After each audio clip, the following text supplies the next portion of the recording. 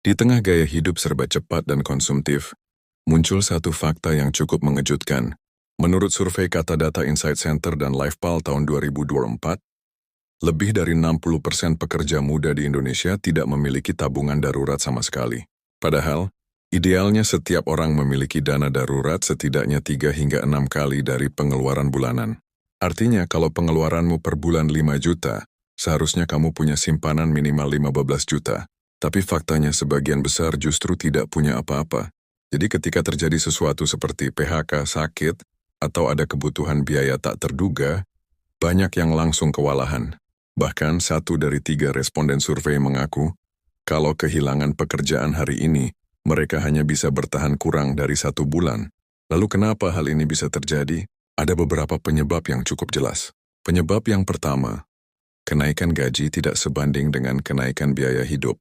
Menurut data BPS tahun 2025 mencatat, rata-rata kenaikan upah pekerja hanya sekitar 3-5% per tahun, sementara inflasi dan biaya hidup naik hingga 8% per tahun. Akibatnya, banyak anak muda yang terlihat punya pekerjaan stabil, tapi secara keuangan sebenarnya hidup pas-pasan. Kedua, mengikuti gaya hidup media sosial. Dunia digital menciptakan standar baru tentang kehidupan ideal. Semua orang terlihat produktif, sukses, dan bahagia.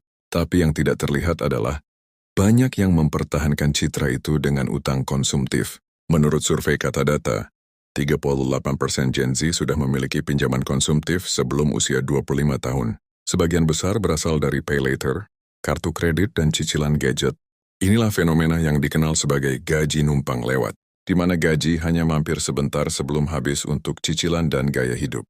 Banyak pekerja muda yang merasa aman karena masih punya penghasilan. Tapi tanpa sadar, penghasilan itu tidak dikelola dengan benar. Mereka tidak memiliki impian masa depan. Yang terpenting adalah terlihat sukses di pandangan orang lain. Dari sisi perilaku, hanya 27% pekerja muda yang memiliki kebiasaan mencatat pengeluaran. Sebagian besar lebih fokus pada hal jangka pendek. Yang penting bisa jalan, bisa nongkrong, bisa beli sesuatu tiap bulan. Padahal, hidup tanpa dana darurat adalah sebuah bencana besar. Misalnya motor rusak, kita sakit sehingga tidak bisa berangkat kerja, keluarga masuk rumah sakit atau justru dipanggil HR untuk pemutusan kerja, dan disitulah banyak orang akhirnya lari ke pinjol.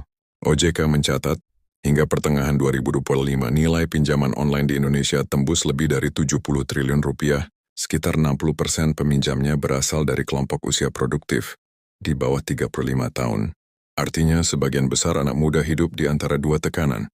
Ingin menikmati hidup tapi tidak menyiapkan masa depan.